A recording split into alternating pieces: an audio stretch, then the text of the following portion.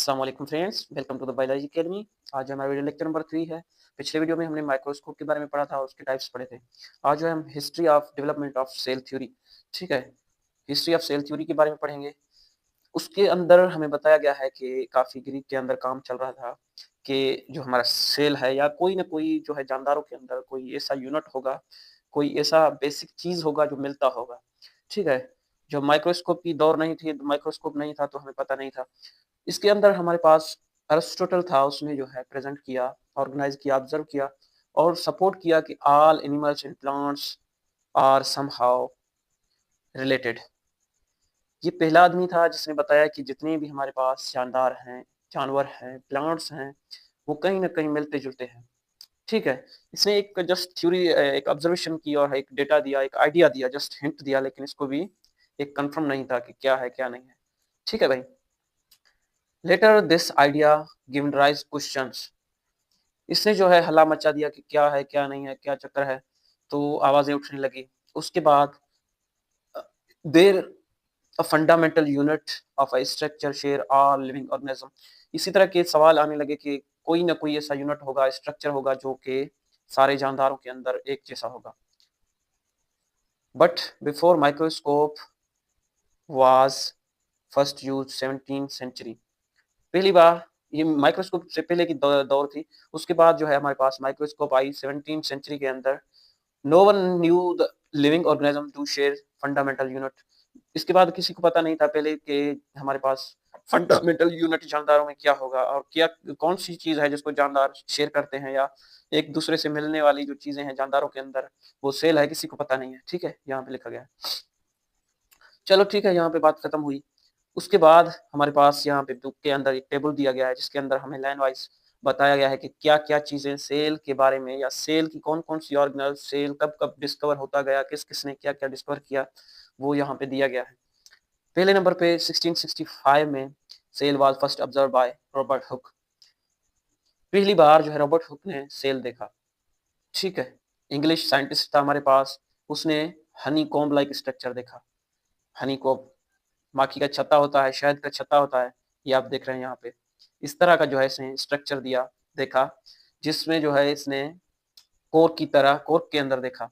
Structure in the cork slice, जो छिलका होता है प्लांट का, जो कि नॉन लिविंग होता है, उसके अंदर इसने जो है हमारे पास ऐसे स्ट्रक्चर्स देखे जो हमारे पास इस तरह से हनीकॉम्ब की तरह बने हुए थे। Using a primitive compound microscope, इसने जो है कंपाउंड माइक्रोस्कोप जो हमारे पास मैंने आपको पढ़ाया कि लाइट माइक्रोस्कोप, कंपाउंड माइक्रोस्कोप एक ही होता है, जिसके अंदर इसने देखा जानदारों को।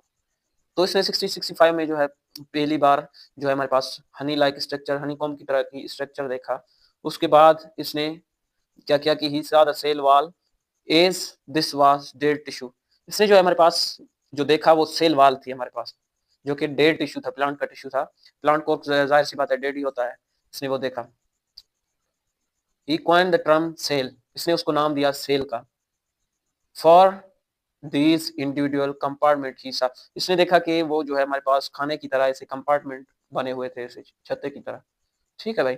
उसके बाद क्या हुआ 1670 के अंदर 1670 में first living cells were seen by Anton van Leeuwenhoek, a Dutch biologist from pond water with microscope. इसने क्या किया कि 1670 में हमारे पास जिंदा सेल देखा पाउंड वाटर में। ठीक है। उसने देखा पानी के अंदर हमारे पास एक जिंदा सेल को। ये सेल था हमारे पास 1663 में, 1665 में जो रॉबर्ट हुक ने देखा सेल वाल को, उसके अंदर इसको सेल दिखे, लेकिन वो डेड थे क्योंकि वो देखा उसने प्लांट की छिलके के अंदर, कोर्क के अंदर। लेकिन इसने पानी में पहली बार जो है हमारे पास लिविंग सेल देखा।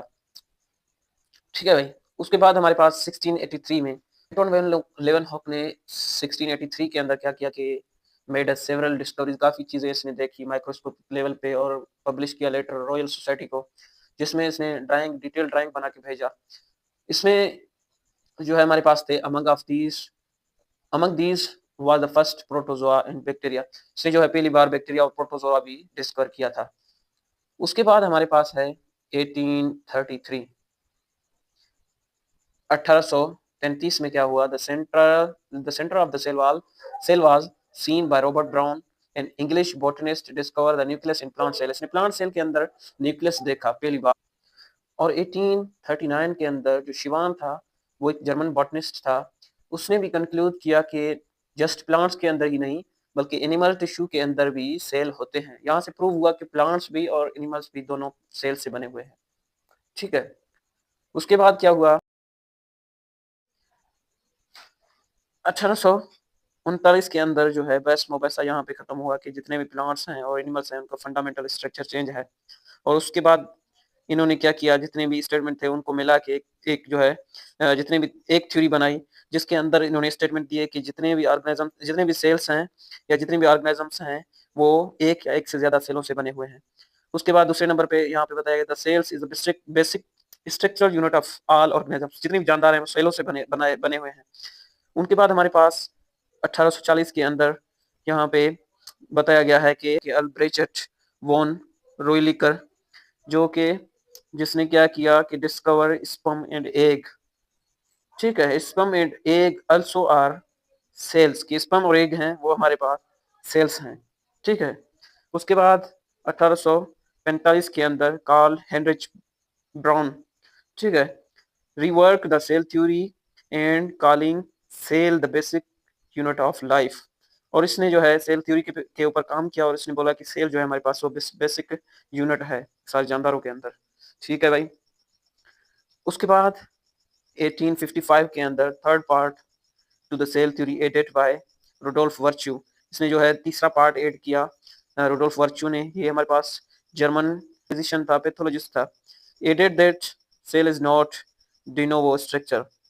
This translate mean that all cells develop only from existing cell। इसने इसमें बताया कि जितने भी सेल्स हैं वो खुद नहीं बनते, वो पुराने सेलों से बनते हैं। ठीक है। Cells develop from existing cell, जो हमारे पास पुराने सेल्स हैं या सेल जो हमारे पास हैं वो डिवाइड होते हैं, यहाँ से ये कॉन्सेप्ट उठता है। उसके बाद 1862 के अंदर Louis Pasteur was the French biologist, microbiologist and chemist.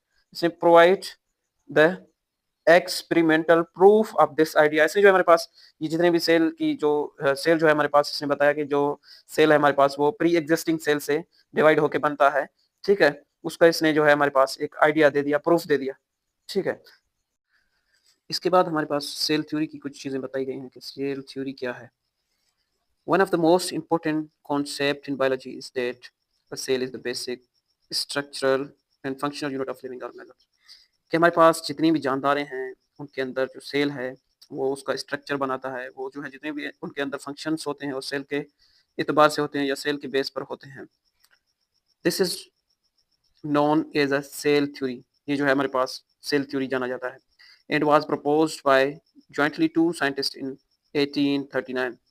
इनको जो है दो साइंटिस्टों ने मिलकर बनाया है। एक जो है हमारे पास बेल्जियन बॉटनिस्ट था शिवान, एंड जर्मन जूलॉजिस्ट था हमारे पास, सॉरी हमारे पास जो बेल्जियन बॉटनिस्ट था वो हमारे पास था शेल्डन शेल्डन, और हमारे पास जर्मन जूलॉजिस्ट था वो था शिवान। इन 1855 के अंदर रुडोल्फ वर्च्यू, जो कि हमारे पास जर्मन फिजिशियन था, उसने प्रपोज किया एक important extension of cell theory that all living cells arise from pre existing cell. इसने एक थ्योरी बनाई सेल के ऊपर कि जितने भी हमारे पास सेल्स हैं वो प्री एग्जिस्टिंग सेल से आते हैं, कि भाई एक सेल होगा तो दूसरा सेल उससे आएगा। ठीक है। कैसे? एक सेल डिवाइड होगा तभी उनसे जो है दूसरे सेल हमारे पास आएंगे। ऐसा नहीं कि डायरेक्ट एक सेल बन गया और उससे दूसरे सेल बन गए। ऐसे नहीं होगा कि हमारे पास जितने भी सेल हैं वो एक सेल से आएंगे या उसकी जो है प्री एग्जिस्टिंग या पुरानी सेल से हमारे पास नए सेल आएंगे। इनके जो थ्योरीज थे उनके कुछ पोस्टुलेट्स हैं, कुछ हमारे पास स्टेटमेंट्स हैं, कुछ पॉइंट्स हैं, उनके ऊपर जो है बेस करता है। जैसे कि यहाँ पे बताया गया है कि जो जितनी भी जानदार हैं मेड फ्रॉम वन और मोर देन वन सेल, वो या तो एक सेल के होंगे या एक से ज्यादा सेलों के होंगे। वो कितने भी हो, चाहे करोड़ हों, कितने लेख हों, कितने वो अरबों के अरब हों। ठीक है भाई। उनके बाद सेकंड नंबर पे हमारे पास the cell is a fundamental structural and functional unit in all organisms. कि सेल जो है किसी भी जानदार का फंडामेंटल यूनिट है। कोई भी जानदार जो बनता है वो सेल से बनता है। उसका जो स्ट्रक्चर है वो सेल पे बेस करता है, और जो फंक्शन है जितने भी उनके अंदर फंक्शन होते हैं वो सेल के ऊपर ही होते हैं, जो सेल पे ही बेस करते हैं। तीसरे नंबर पे, new cell derive from pre existing cell dividing into two by cell division. एक सेल है हमारे पास, ठीक है, इनसे न्यू सेल आएगा जब ये डिवाइड करेगा, इससे दो नए सेल बनेंगे। इससे डायरेक्ट जो है हमारे पास सेल नहीं बनेंगे, सेल बनेंगे प्री एग्जिस्टिंग सेल से। कोई चीज होगा तो उससे दूसरी चीज बनेगा, कोई चीज ही नहीं होगा तो उससे न्यू चीज कैसे बनेगा? तो मकसद एक सेल होगा तो उससे दूसरे सेल बनेंगे, ठीक है भाई। उसके बाद चौथे नंबर पे बताया गया है the cell content the hereditary material which is passed from generation to generation. हमारे पास डीएनए है जिसको हम हेरिडिटरी मटेरियल कहते हैं, ठीक है, जो कि पास होता है एक जनरेशन से दूसरे जनरेशन के अंदर। करेक्टर जाहिर सी बात है हमारे माँ बाप से बच्चों में आएंगे, बच्चों से और न्यू जो जनरेशन आएगा उसके अंदर जाएंगे। तो ये जितने करेक्टर्स हैं ये हमारे पास हेरिडिटरी करेक्टर्स हैं या हेरिडिटरी मटेरियल है, या हेरिडिटरी जो है हमारे पास करेक्टर्स हैं जो कि फादर से ऑफस्प्रिंग में जाएंगे, ठीक है भाई।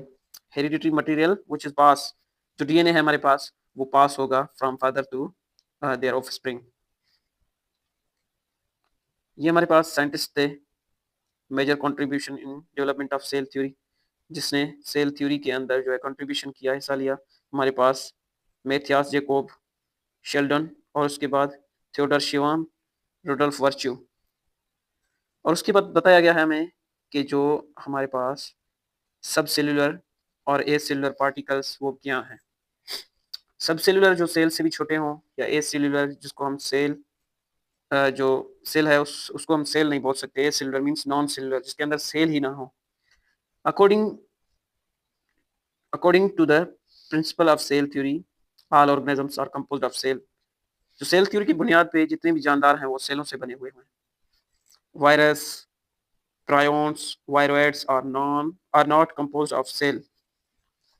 हमारे पास वायरस जो होता है, प्रायोन्स होते हैं, वायरोइड्स होते हैं, ये जो है हमारे पास एक किस्म के जानदार भी हैं और इसको हम नॉन लिविंग भी कहते हैं, जो कि हमारे पास जिंदा नहीं है। क्यों? क्योंकि इनके पास सेल नहीं है। जो भी जानदार होगा उसके पास सेल होगा, लाजिम सी बात है। लेकिन जो वायरस है, प्रायोन्स हैं, वायरोइड्स हैं, उनके पास सेल नहीं होता। Rather they are subcellular or acellular particles but do not run any metabolic activities inside them. जाहिर सी बात है ये हमारे पास नॉन सेलुलर है, इनके पास सेल है ही नहीं, तो इसको हम कैसे जिंदा कहेंगे? जब जिंदा ही नहीं है तो इनके अंदर मेटाबॉलिक एक्टिविटीज, जो हमारे पास टूट फूट का जो निज़ाम है, जो चीज़ों को तोड़ता है और बनाता है, वो कैसे चलेगा इनके अंदर? ठीक है, ये जो है नॉन लिविंग है। लेकिन यहाँ पे जो बताया गया है they show some characters of living organism. इनके अंदर कुछ कैरेक्टर्स हैं जो कि हम जानदारों के अंदर देख सकते हैं, जैसे कि they can increase number and can transmit their characters to next generation. ये क्या करते हैं कि अपनी जो नंबर है, या 1 से 2, 2 से 4, 4 से 8, 8 से 10 से ये बढ़ते जाते हैं, इनका जो पॉपुलेशन है वो बढ़ता है। जाहिर सी बात है इनको हम कहेंगे कि भाई ये जानदार हैं। क्यों? क्योंकि इनका जो पॉपुलेशन है वो बढ़ता है। ठीक है, एक तो ये बात हो गई। और दूसरे नंबर पे इनके जो कैरेक्टर्स हैं वो इनके जो है जाहिर सी बात है जो डिवाइड करेंगे, जो पॉपुलेशन बढ़ेगा तो इनके जो कैरेक्टर्स हैं वो इनके आने वाले बच्चों में भी होंगे, ठीक है, नेक्स्ट जनरेशन में भी होंगे। तो यहाँ पे बताया गया है कि जो वायरस है हमारे पास वो जिंदा नहीं है, लेकिन इनके अंदर कुछ जो है चीजें हैं जो इनको जिंदा बनाती हैं। वो कौन सी चीजें हैं? इनका जो नंबर है वो इंक्रीज होता है और इसके कैरेक्टर्स हैं वो हमारे पास जो है ट्रांसफर होते हैं नेक्स्ट जनरेशन के अंदर, इनके बच्चों के अंदर। जाहिर सी बात है वायरस जो है क्या करता है कि जो हमारे पास लिविंग सेल है किसी जानदार की, या किसी जानदार के सेल के ऊपर अटैक करता है और उनके सेल की जो मेटाबॉलिक एक्टिविटीज है या उनके अंदर जितनी भी काम चल रहा है उसको हैक करके, अटैक करके उससे जो है अपनी पॉपुलेशन को बढ़ाता है। लेकिन वायरस के पास एक चीज होता है अपना जेनेटिकल मटेरियल, जो कि आरएनए की फॉर्म में या डीएनए के फॉर्म में इनके पास जो है अपना जेनेटिकल मटेरियल डीएनए होता है, जिसके जरिए वो क्या करता है अपनी पॉपुलेशन को बढ़ाता है, ठीक है। और जो हमारा नेक्स्ट लेक्चर होगा इंशाल्लाह वो सेल के ऊपर होगा। सेल जो है हम अपनी बोर्ड पे पढ़ेंगे, व्हाइट बोर्ड पर। ये थोड़ा कॉम्प्लेक्स था, बोर्ड पे लिखने में मज़ा नहीं दे रहा था, तो मैंने सोचा कि इसको जो है आपको स्लाइड्स के ऊपर पढ़ा दूँ, ठीक है। इनके अंदर टेबल भी था इसलिए, ठीक है भाई, थैंक यू वेरी मच।